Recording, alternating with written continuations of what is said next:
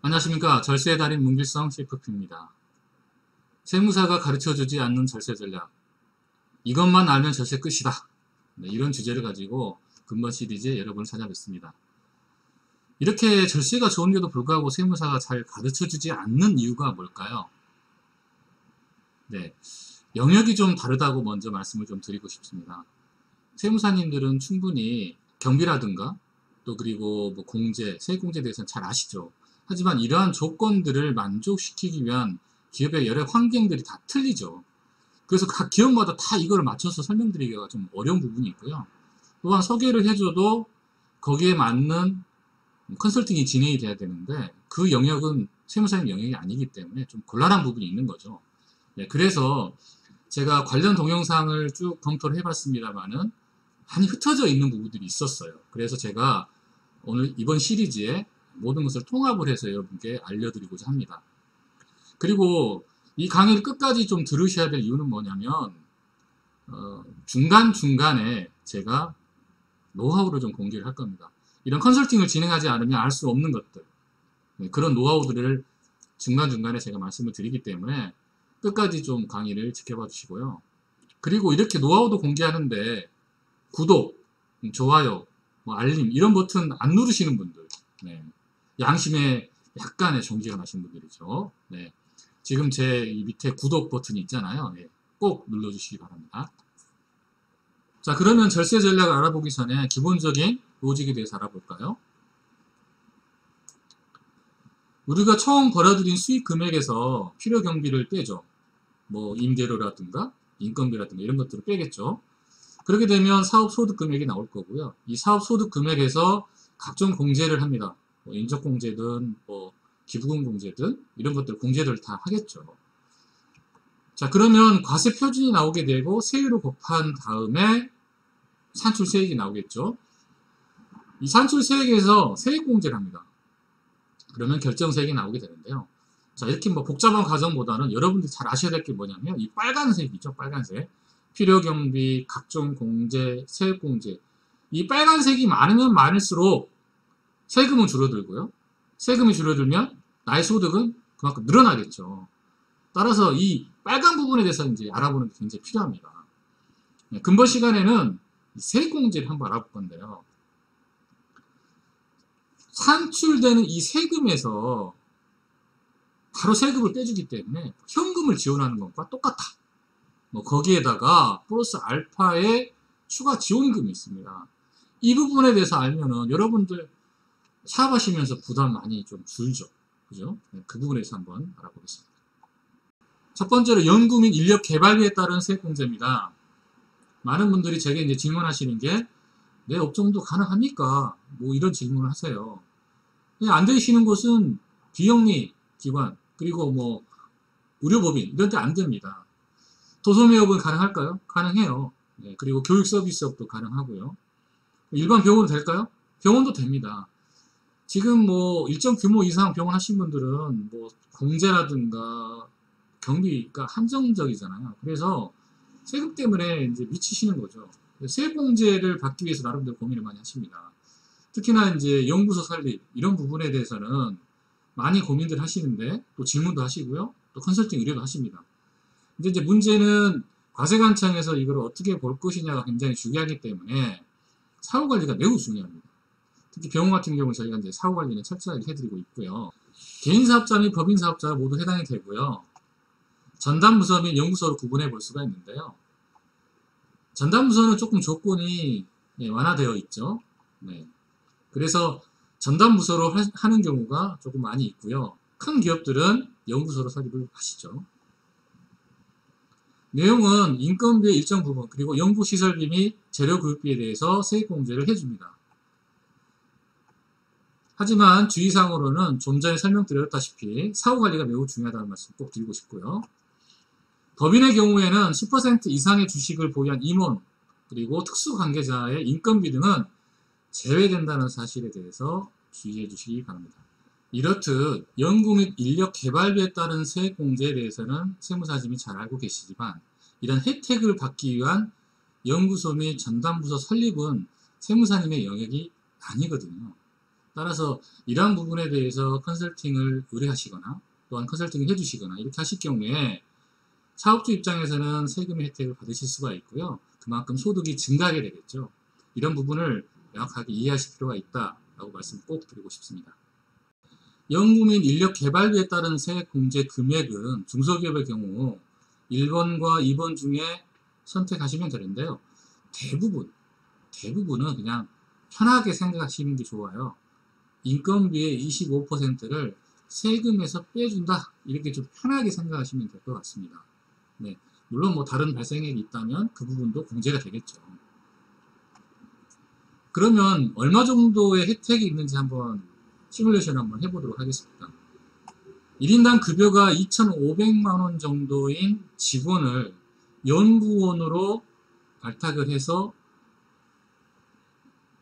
공제를 받을 경우에는 7,500만원 곱하기 25% 하면 1,875만원이잖아요.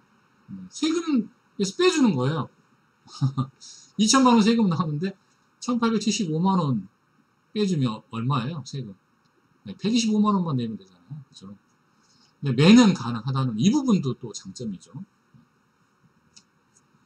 연구 및 인력 개발비 세액공제에 큰 장점이 있습니다. 굉장히 중요한데 이게 나중에 제가 노하우 쪽으로 설명을 다시 드릴 건데요. 첫 번째, 다른 세액공제 감면과 중복이 가능해요. 다른 세액공제 받고 또 이 세액공제 받을 수가 있어요. 굉장히 좋은 장점이죠. 그리고 2월 공제가 가능합니다. 올해 못 받았어요. 너무 한도가 너무 많아서 내년도에 또 받을 수 있다는 거예요. 이 금액을. 자, 그리고 정말 중요하죠. 정말 그 좋은 혜택이죠. 최저한세 적용이 안 됩니다. 최저한세가 뭐냐면요, 여러분. 너무 전전처럼 2천만 원인데 1,875만 원 세액공제를 받아버렸어요. 그럼 125만 원밖에 세금을 안 내잖아요. 야, 이거 너무 다른 사업자로 형평성이 너무 큰데? 또 과세관청 입장에서는 세금이 너무 줄어드는 그런 부분이 있잖아요. 이런 부분 때문에 그래도 미니멈 이 정도는 내세요. 이게 바로 이제 최저한세입니다. 최저한세. 근데 이 최저한세가 적용이 안 된다는 겁니다. 또한 농어촌 특별세가 해당이 없습니다. 일반적으로 조세감면 혜택을 받으면 감면 부분에 20% 정도는 농특세를 내거든요. 근데 이 부분이 없다는 겁니다. 어마어마한 장점이죠. 이렇게 수많은 혜택이 있는데도 불구하고 정말 중요한 게 있다고 말씀드렸죠. 사후관리입니다. 사후관리. 세법도 변경됐어요. 먼저 협회에 매년 연구개발에 관련된 내용에 대해서 보고를 해야 됩니다. 보고를 해야 돼요. 만약에 이런 보고를 하지 않으면 현지 확인을 하는데요. 실제로 와서 여러 가지 서류와 조건들을 확인을 해보고 미달되면 인증을 취소하죠. 무엇보다도 세법이 변경이 됐습니다. 조세특례 제한법 시행령과 시행규칙이 바뀌었어요. 2020년부터 관리를 해야 됩니다. 어떤 거? 연구개발 계획서, 연구개발 보고서, 연구 노트를 작성을 해서 몇 년간? 5년 동안 보관을 해라. 네. 이거 하지 않으면 인정하지 않겠다는 거죠. 네. 그래서 사후관리가 매우 중요합니다. 그래서 요즘은 컨설팅을 뭐 2년 계약, 3년 계약으로 해서 이러한 내용들에 대해서 명확하게 주지를 시키고요. 뭐 직원들 교육이라든가 아니면 서류 이런 부분들까지 다 관리를 해주고 있습니다. 두 번째로 정규직 근로자의 전환. 근로자가 기간제나 뭐 단기 근로자 이런 분들을 정규직으로 전환했을 때 세금에서 빼줘요. 단 5인 이상 사업장의 경우입니다. 승인사업이고요. 기간이 정함이 없는 근로계약으로 전환했을 때 말 그대로 정규직으로 전환했을 때 해당 인원당 1,000만 원의 세액 공제가 이루어집니다. 와우, 대단하죠? 공제 기간은 1년입니다만은 인원이 또 늘어나면 또 늘어난 만큼 또 세액 공제를 또 해줍니다. 조세특례 제한법상 2019년까지지만 뭐 계속해서 연장해 왔기 때문에 연장의 가능성이 있습니다. 자, 여기서 노하우를 공개하도록 하겠습니다. 많은 분들이 근로자를 채용하면서 노무사를 통상적으로 뭐 활용하지 않기 때문에 세무사한테 이렇게 이제 근로자를 채용했습니다라고 인건비 신고 때문에 이야기를 하죠. 그러면 일반적으로 세무사님들은 대부분 바로 정규직으로 등록을 해버려요. 잃어버리면 정규직 전환에 따른 세액공제를 받을 수가 없겠죠. 왜? 이미 이분은 정규직이거든요. 그렇죠? 네. 그래서 이런 노하우가 필요한 거죠. 네. 정규직을 전환하게 되면 나라에서 지원금을 줍니다. 고용노동부에서 지원금을 줘요. 1인당 연간 360만원 플러스 임금 인상분의 80%를 줍니다.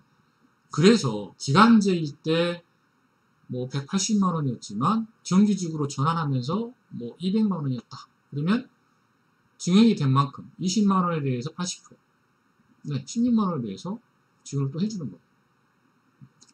이런 부분들이 있기 때문에 꼭 먹고 알 먹고가 가능하다. 세액공제도 받고 나라에서 고용노동부에서 지원하는 지원금도 받고 뭐 일석이조다 이렇게 말씀을 드리고 싶습니다. 단 주의사항이 있는데요. 자, 여기서 노하우 공개. 해당 인원이 퇴직을 해버렸어요.